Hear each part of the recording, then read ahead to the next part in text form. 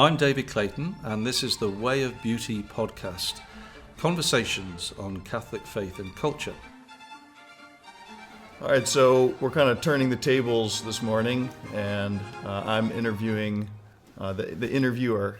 The interviewee has become the interviewer.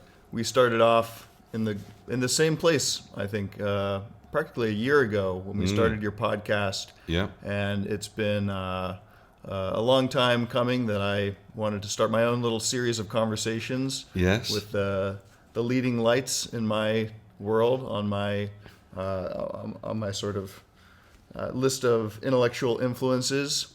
And I thought that it would make sense to start with kind of a practical conversation related to a book that we collaborated on, which is The Vision for You, and the accompanying exercises, which is, why don't you describe in your own words why you wrote this book and who you wrote it for? Yeah, so this is a series of spiritual exercises that were given to me over 30 years ago now. And the initial motivation for me was that I met a guy called David Birtwistle who just, something about him made me believe it was true. And all I can say is he just had that sparkle in his eye that convinced me that they were worth doing. And he suggested to me that I would have a happier life and a more fulfilling life, and could very likely become an artist, which is what I was dreaming of, and had never been possible. And I was in my mid-20s at that point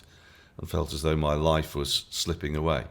So he introduced this daily routine of what I now realise is prayer, meditation, and good works, daily habits of good things to do, effectively. And from that foundation took me through more, shall we say, deeper, more reflective series of exercises. So prayer, meditation, and good works were the foundation for this program that he took you through. Was that something that he brought into it immediately, or was it kind of a gradual introduction to other spiritual principles? He gave me that immediately. He gave me a daily routine. There was no escaping the prayer part of it, because he told me to get down on my knees and pray.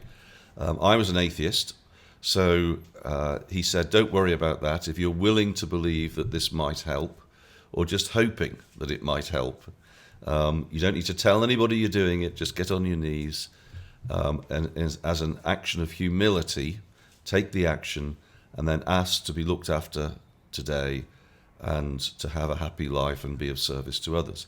And at night, say thank you. The meditation, I had a view of meditation as more of the Eastern style, where I'd done a little bit of transcendental meditation, and I had a picture of people sitting cross-legged and aiming to eliminate thought. What he gave me, he didn't call meditation. He just gave me something which was in the Western tradition, I now realise, which was some readings that I should think about. Meditate just means think. And so ideals to live by. So he suggested I read a statement which was sort of generically spiritual, non-religious, which is what I could take called the Just for Today card. A series of statements. Just for today I will try to do this.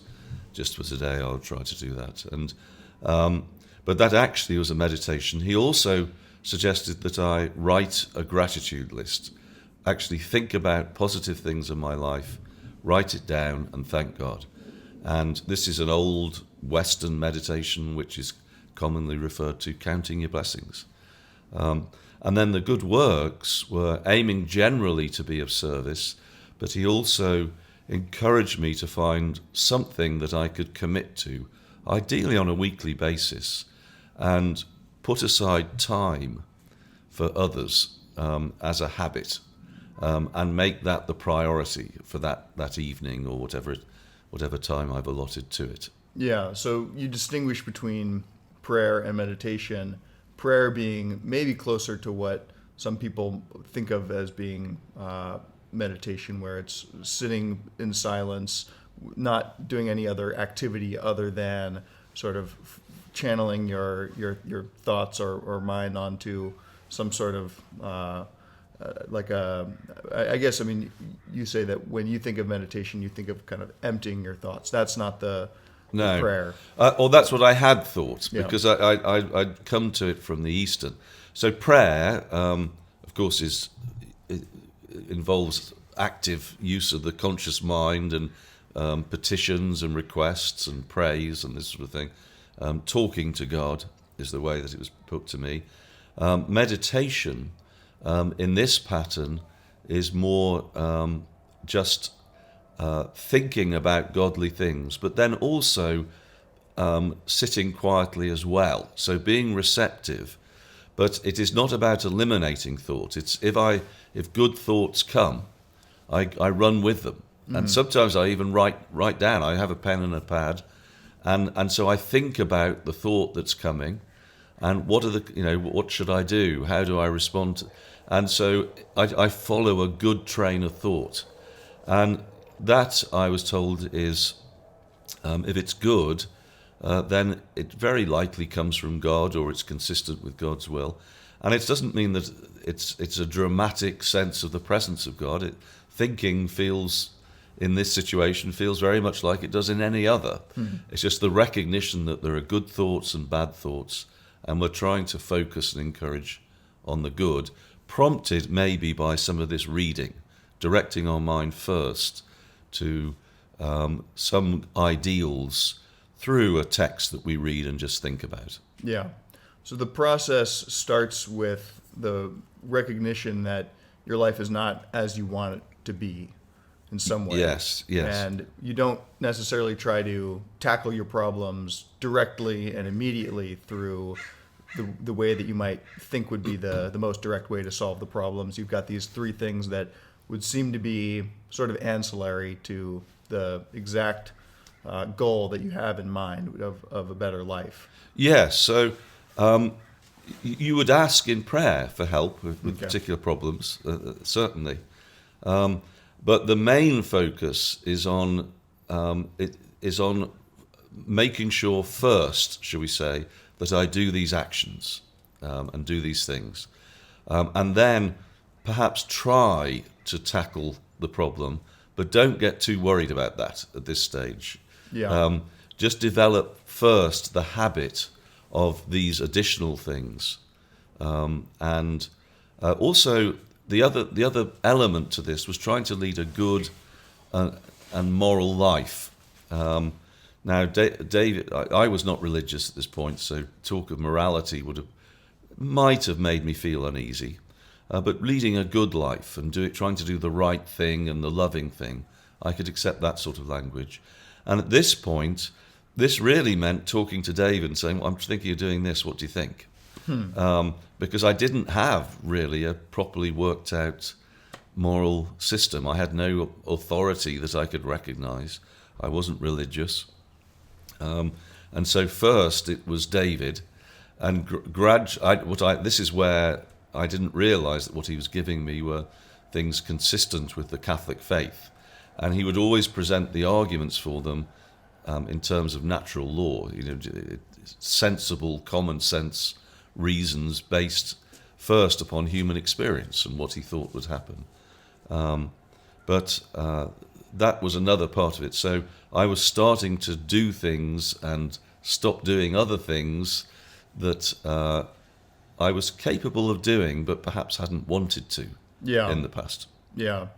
You've done probably, a dozen interviews on this book with other people that you can find online if you want to learn about the general process. My interest is more in the area of kind of a health and fitness field where people, I think, are struggling with we're awash in misinformation, fad diets, and it can be hard to know how to approach something like health directly.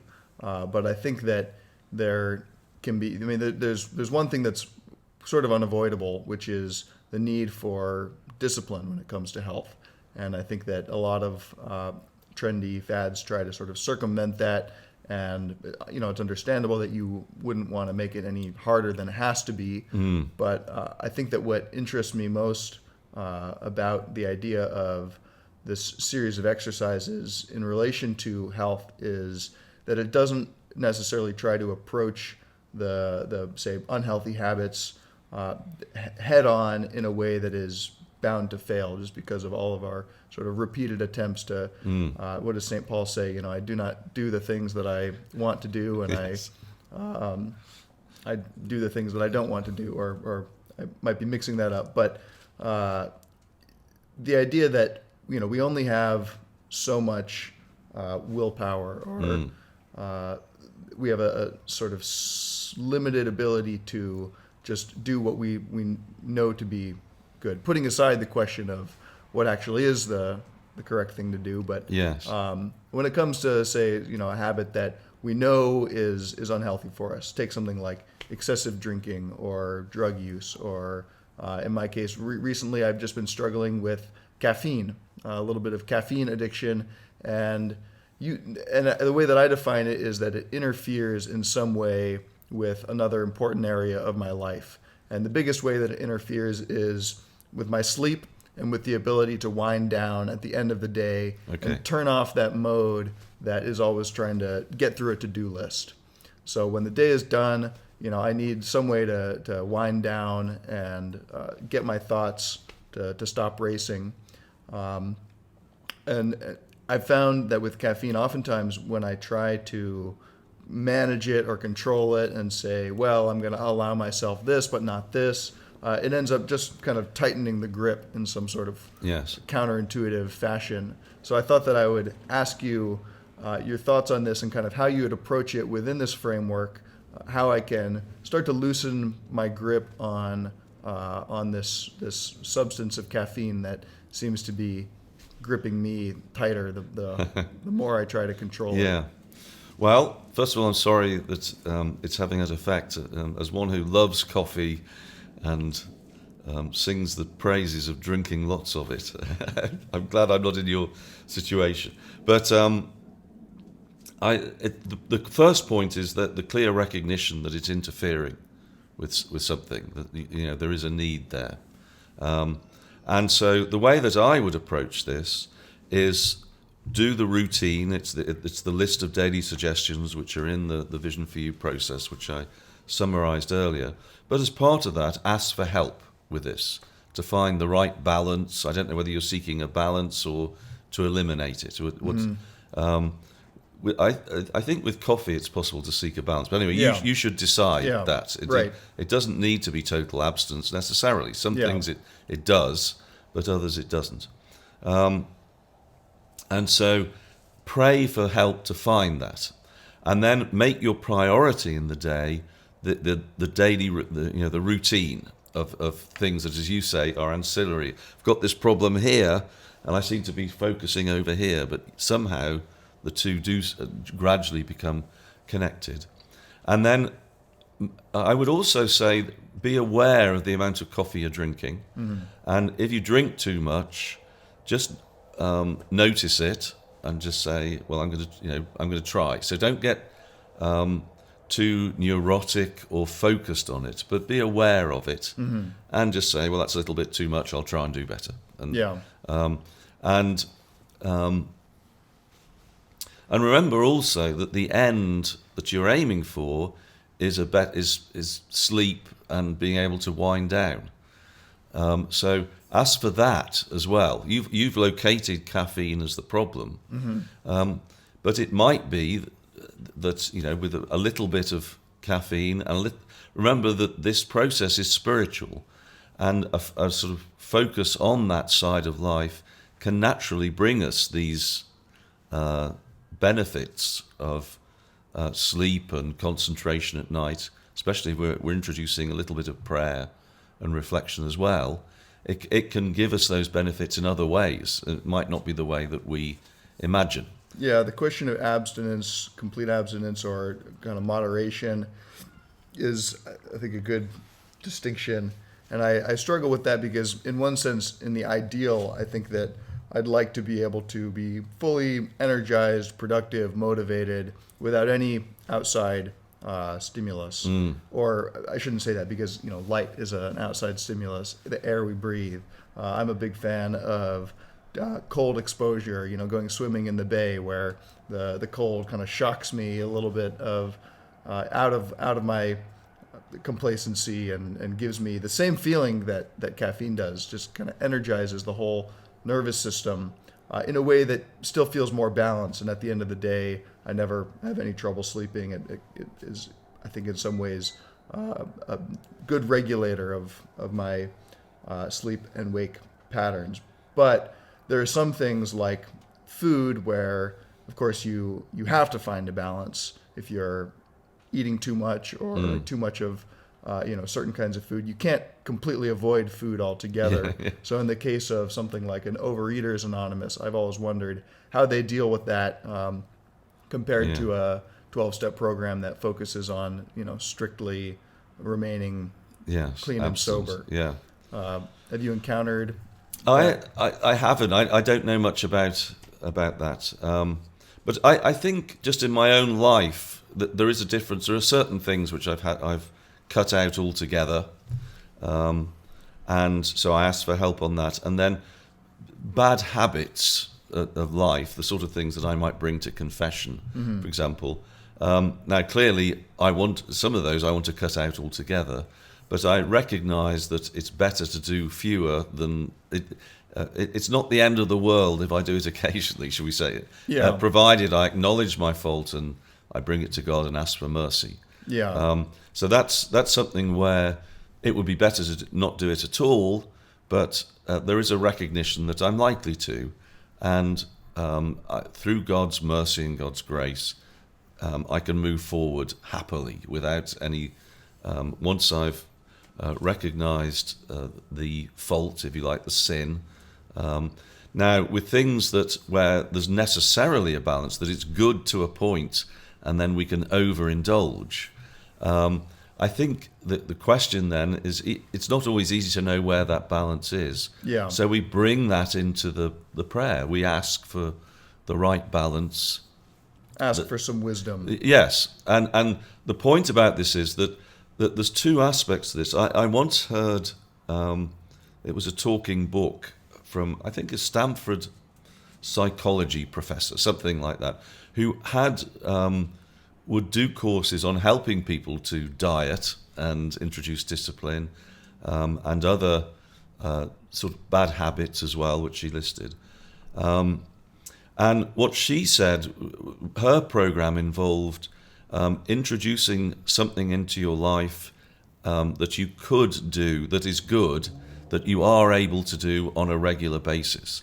And she felt that would, as a psychological tool, would develop that facility for doing good things that would then move laterally, if you like, into other aspects of our life. And she noted that directly attacking the diet very rarely works. So she would get people to focus on that, and then at the same time to deny themselves something that they like. So it has to be something you like, but say, all right, I'm going to deny that as part of the developing that facility for self-denial. And in a way, the way she described it, it seems to flex our willpower muscles in a way that we can. So you start with the light weights, and eventually the heavier ones will look after themselves. Right. Now, I'm pretty sure I don't doubt a word that she said. I'm sure the effects are I'm happy to believe that the effects are exactly as she said, and that there is a psychological component. But I would add, as a believer, that I think that doing things that are spiritual as well, that conform to that pattern, which is really what this daily routine does. Mm-hmm. We introduce good works and self-sacrifice, and we try to do what is good and right. So that means that we avoid things that we know are wrong, but the very fact that we are tempted to do them means that we like them. Right. So introducing that according to a pattern of morality, and ultimately the moral law is something which is a roadmap to happiness and to God, is a double whammy. I think that we will, we're opening ourselves up to God's grace and developing, in a sense, that capacity for, one hopes, for responding to it. Yeah. And so I think there is a psychological and a spiritual aspect to this as well. Yeah. I'm thinking of a book that I read recently by Gary Taubes, who's a science journalist, and he's written a lot about the nutrition debates that have not been settled by the scientific community. It seems like there's sort of more uncertainty than ever. But he's trying to draw out certain threads that he thinks that we can say with more or less certainty that these are kind of the big contributors to the rise of the epidemics of diabetes, obesity. Those are the metabolic syndromes.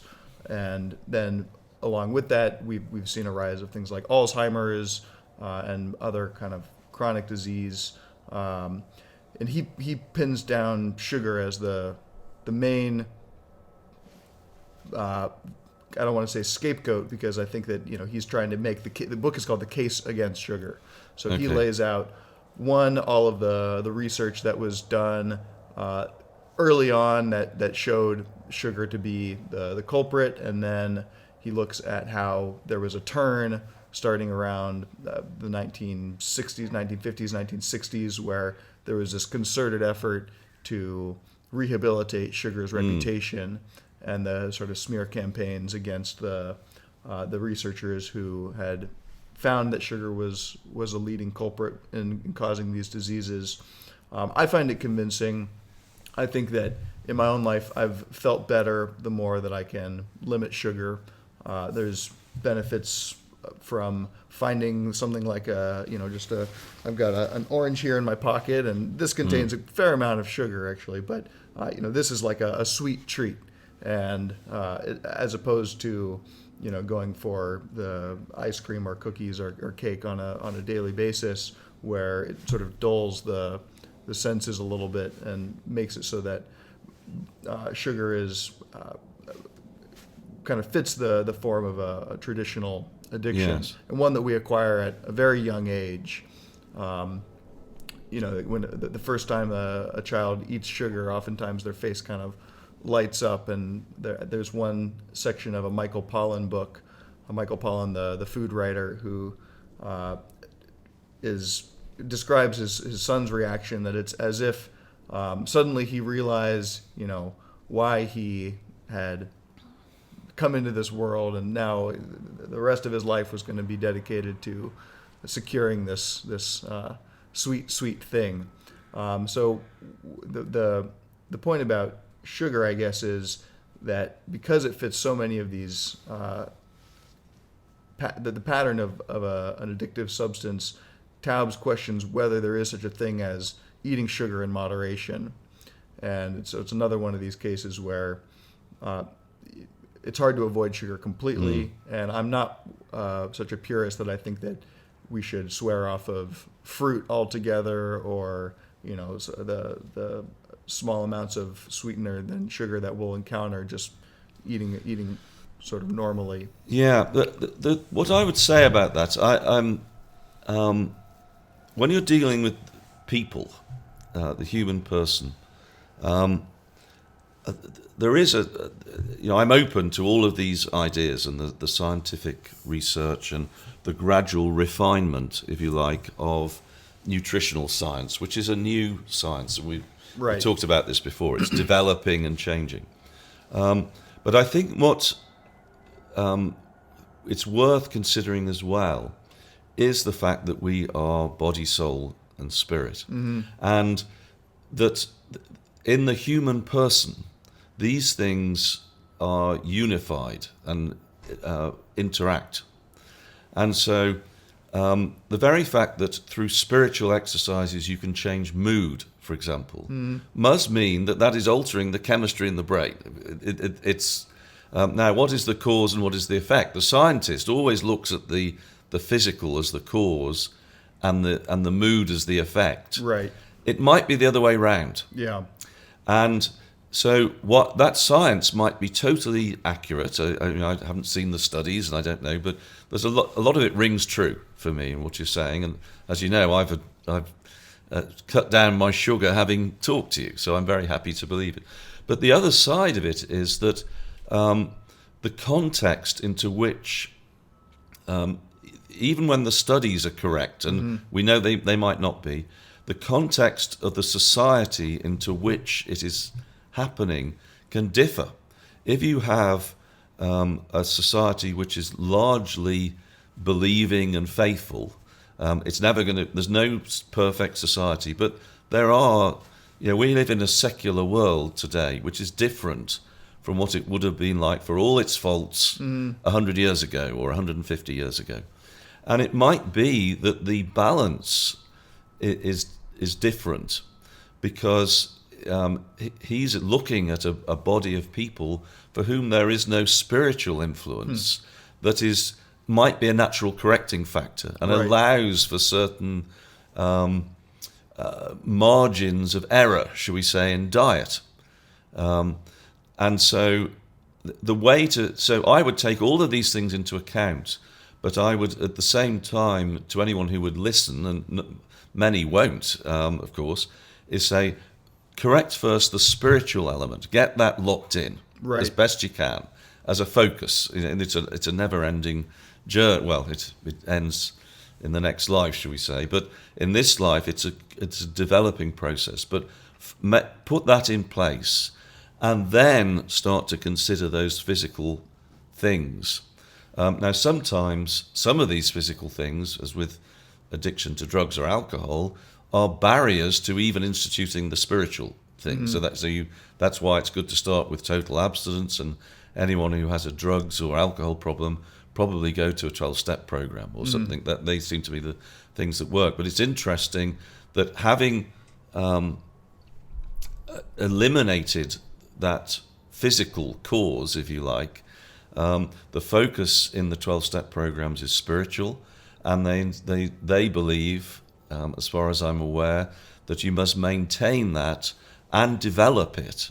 And then what happens is they see a pattern of a balance in their life sort of permeating in other ways. So now, if there's no obvious barrier to instituting these spiritual things, so you can at least implement the discipline of those right at the beginning.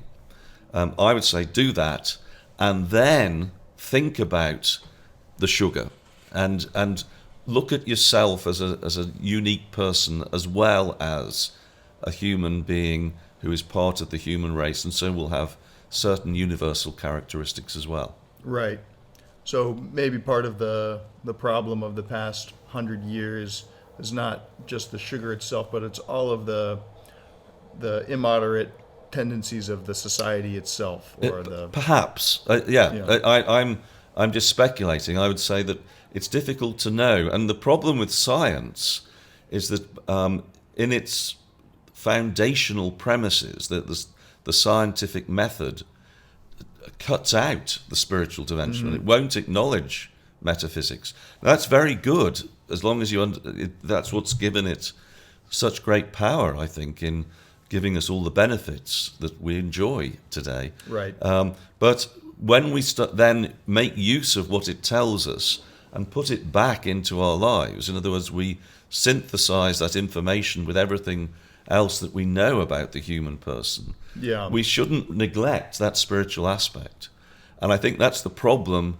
I haven't read that book, but it can be the problem with some of these dietary studies, and that the reason that it seems like we're chasing after one thing, and then we seem to we're constantly readjusting.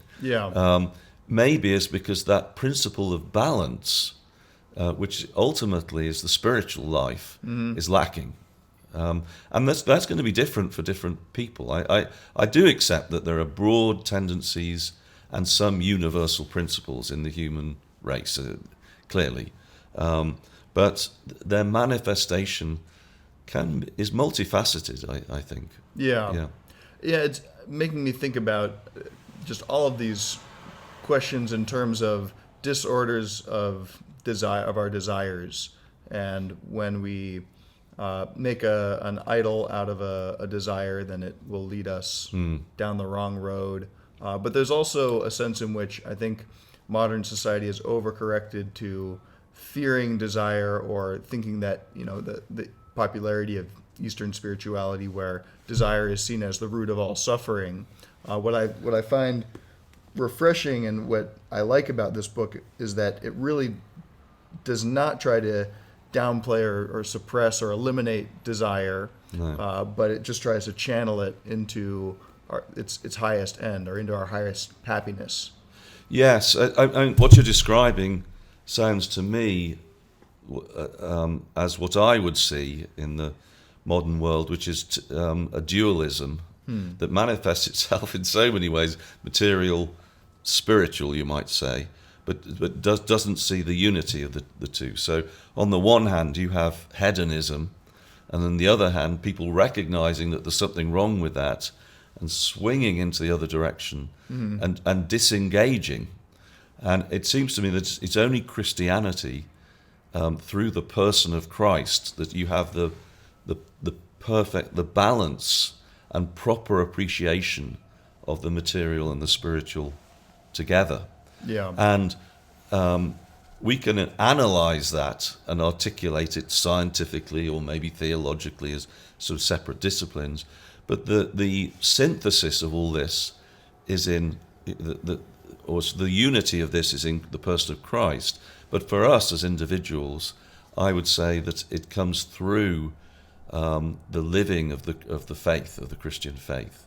That is the principle of balance and harmony, where we can love God, ourselves, and our fellows in a way that doesn't see these things as competing with each other, and within ourselves, the spiritual and the material. There's so many directions we go to, and without God's grace, through the Christian faith, I believe, that we can't balance these things. It's an impossible task. We're pulled in so many directions. Well, as the church tells us, it is possible through reason to know all these things, I think, even to know a lot more. I don't know everything about God. I'm just trying to think of what Thomas Aquinas said. But the reason that we have revelation is because along the way, most of us will be in error, and we aren't capable of retaining all that information, even if we get there. It's a very, very huge task that's, although in principle possible, maybe the theologians will tell me whether that's a definite yes. Most of us, we can't do it, and so it's the living of the faith as revealed to us through the church and Christ, which needs to be that principle. Now, for those who don't have the Christian faith, I didn't, we can do things that are consistent with it and make a start, and that's enough. So talk a little bit more about the role of grace. What first starting with kind of more of your definition of that, and maybe either sharing sort of personal experience or how you've seen it operate in other people's lives, where you're talking about the inability to find this balance, yet also somehow the ability to find the balance, or which one is it? Okay, I'll describe my experiences. I don't want to get too deeply into the theology, because I'm not trained, and I'm always wary that someone who does know about this could probably pick holes in the language that I use. But firstly, having said that, I believe that God's grace, God's free, unearned help is necessary in my life. I can't do this on my own.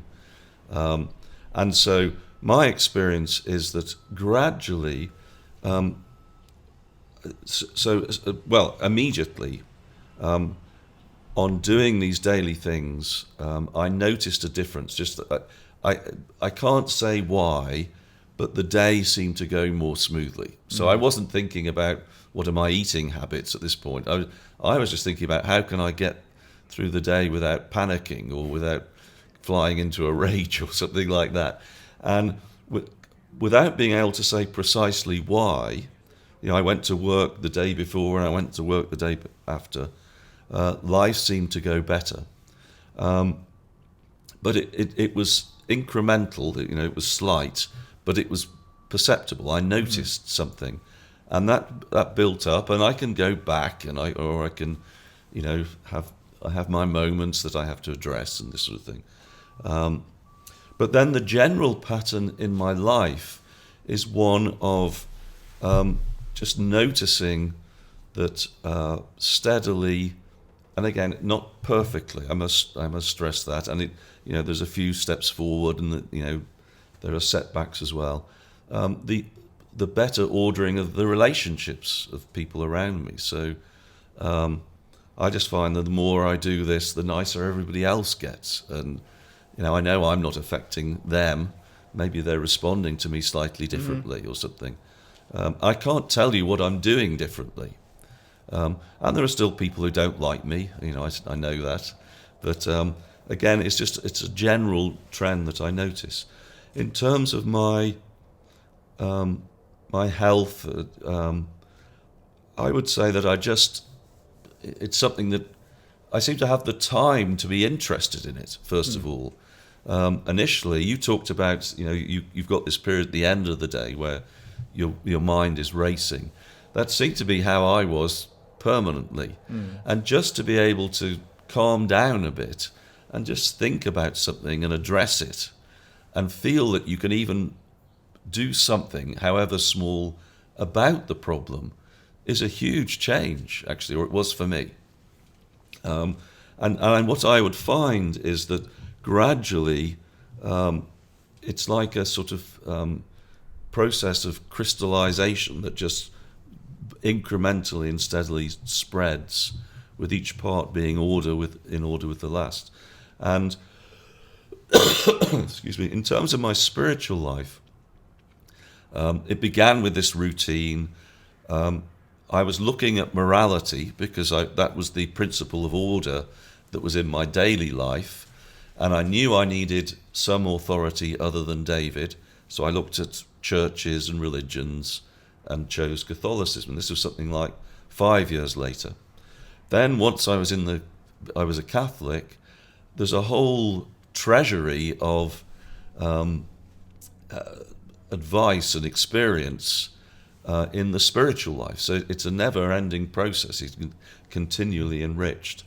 And so what happened for me was that I then started to pray the Psalms.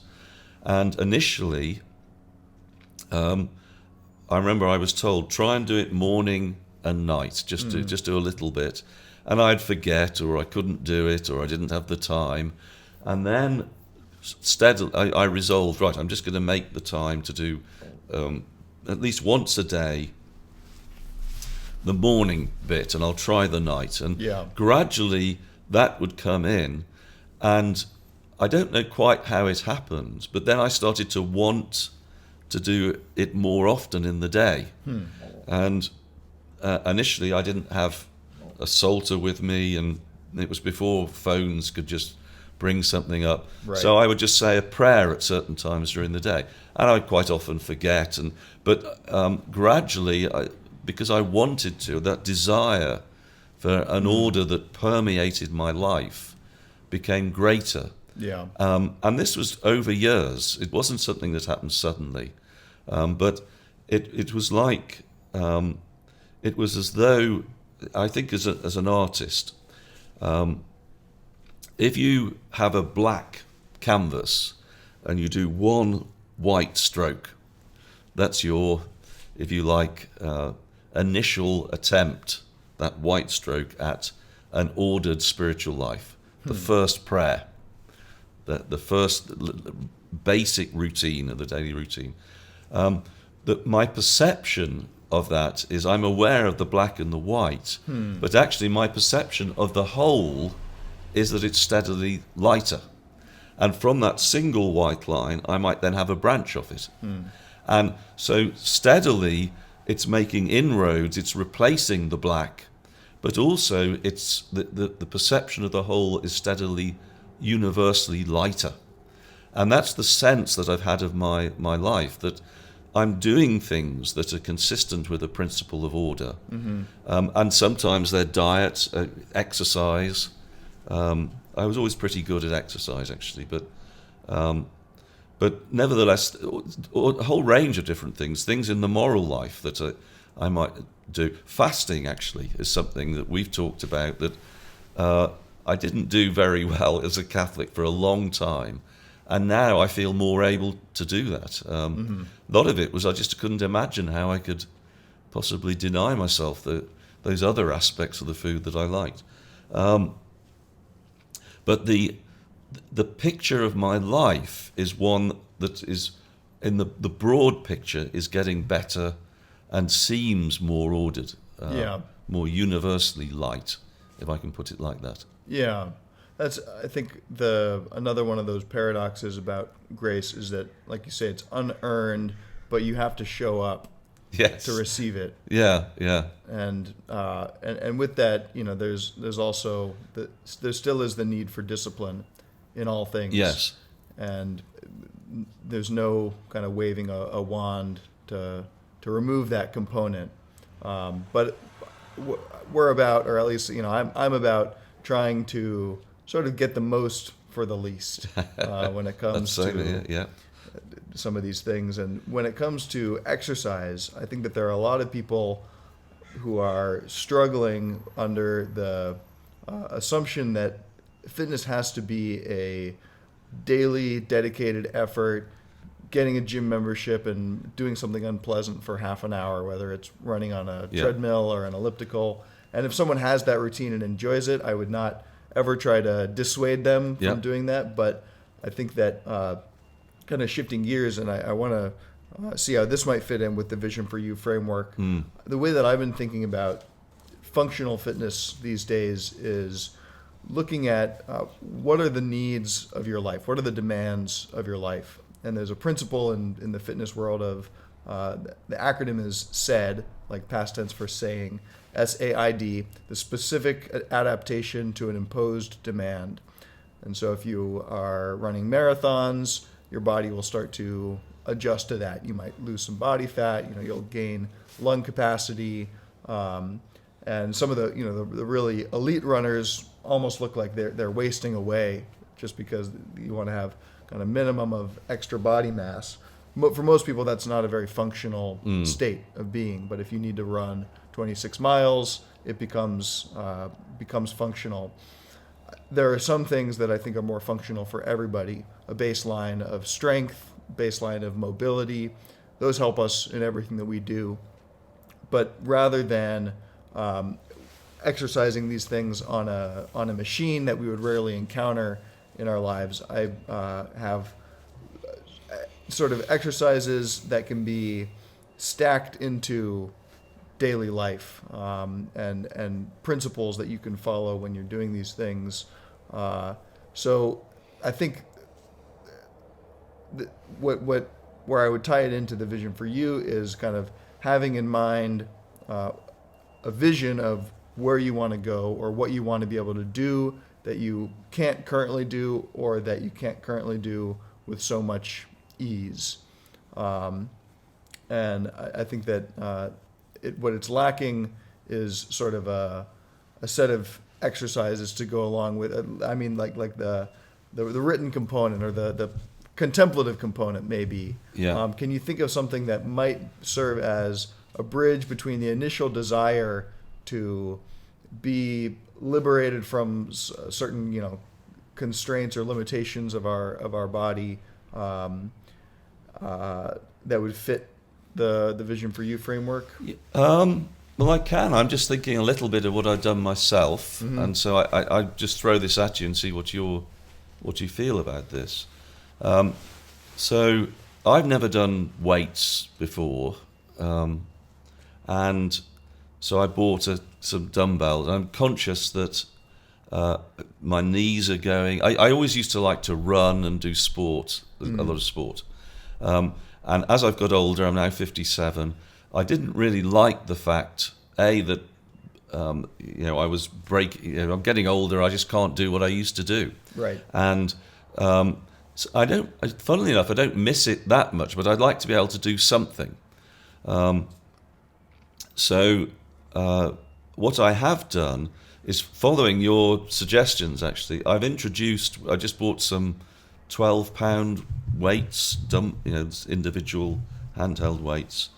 And I was doing 2 or 3 times a week, but even that I don't enjoy it. I don't want to do it. And I just want to make sure that I'm not wasting away and perhaps getting a little stronger. I've never had much upper body strength.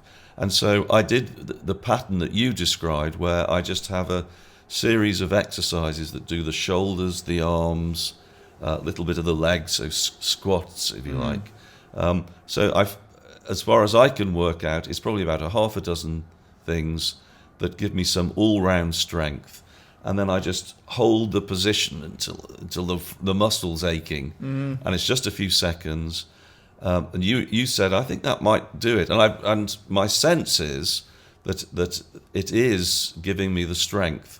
And I can contemplate doing that. So in my exercise, rather than thinking on a daily basis, I try to think weekly. Right. And so I can do that. I try to have then for me, walking is something that I can do. The minute I start running, my back goes, my knees go, so I can't do that. But there are some hills around here, so if I just walk up a hill, I can just do it fast enough that I get out of breath, and they're steep enough. And I just think if I do that maybe a couple of times a week, that will help me. Yeah. And as long as it's something that's more, then that's the start I can make. And following that principle that I just described, provided that the spiritual routine has the priority, and then I introduce these physical things, that balance, I'll probably find it, what the right balance for me. Yeah. I believe that I think that guided by this, that there's a greater inclination to head towards the right position of balance. So probably it's going to mean that the walking, that's going to be more than once a week. It's good to try to walk rather, when you can, as much as you can. But the weights, I have no desire to do more than that in a week. And even it's probably a 10-minute routine that what it ends up being. I don't enjoy it enough to do any more than that, actually. Yeah. But I feel I get the benefits. But so what are the principles that I'm articulating here? Just move a little bit in the direction you want to go. Do something. Have that spiritual basis as the core. And as with the diet and other aspects of our lives, including the moral, somehow probably a balance will come into this that will have a more natural sense of what is right for us. Yeah, so it goes back to the whole mind, body, spirit integration. Yes. And putting first things first. I would say so. And don't try and solve your whole life problem at once, as it says in that statement that David gave me those years ago, the Just for Today card. Yeah. Just do a little bit of what you need to do. And then you find that if it's good and right, somehow it'll work its way into your life in a balanced way. Right. Yeah, I like that. And I was reading a newsletter from a friend who also does kind of a natural movement practice and a coaching practice. And he made the point that when you try to brutalize yourself into shape, you're trying to force your body from one shape that it's been for a long time into a completely different shape. It doesn't like that. And I think that the same thing is true just of our lives in general, that we are creatures of habit, and we can harness that to our advantage by incorporating new habits that build on one another or kind of cascade in this Yes. way that can perpetuate the good and cleave off the bad. The other thing with movement that you're making me think of is just the potential for movement snacks throughout the day, that it can be very little things. I mentioned stacking movement into your day. That's just the idea of thinking of maybe chores or unpleasant things. When I do the laundry, recently I've been kind of more mindful about how I can turn that into a little bit of a mindful movement exercise. So rather than, kind of lean over and arch my back to pick things out and put them in, I'll squat down and just get in a position that is more comfortable and probably uses less energy in the long run. But just being mindful of all the ways that we are still required to move in order to get our chores done. I think that can be powerful, and maybe even just writing them out and thinking, okay, when I do this, I'm going to be mindful that this is not just a chore that I'm trying to get over with. It's actually the substitute for going to the gym. So I'm going to treat it that way, and I'm going to sort of discipline myself to do it with good form and be mindful of my posture. And then lastly, I think just the walking is a great time to practice the mindfulness of how you're breathing, how you're standing, and just experiment with different ways of walking. Try, if you're going up a hill, try sort of leaning forward more, leaning back more. Okay. Notice what's most comfortable. There's something else that occurs to me as you're speaking, because there's so many areas of our life that we could improve or introduce these things. And again, we could be overwhelmed if we try to do all of this.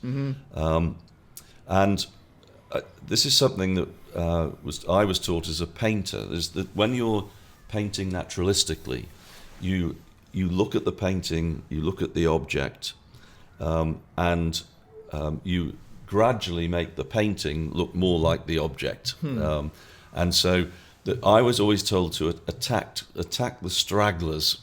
In other words, you look for the part that is most obviously wrong and correct that first. Once you've done that, or as close as you can, then you come back and have a fresh look. And what happens is something else jumps out at you. Right. And then you correct that. And so that's it's a long process. As long as there's no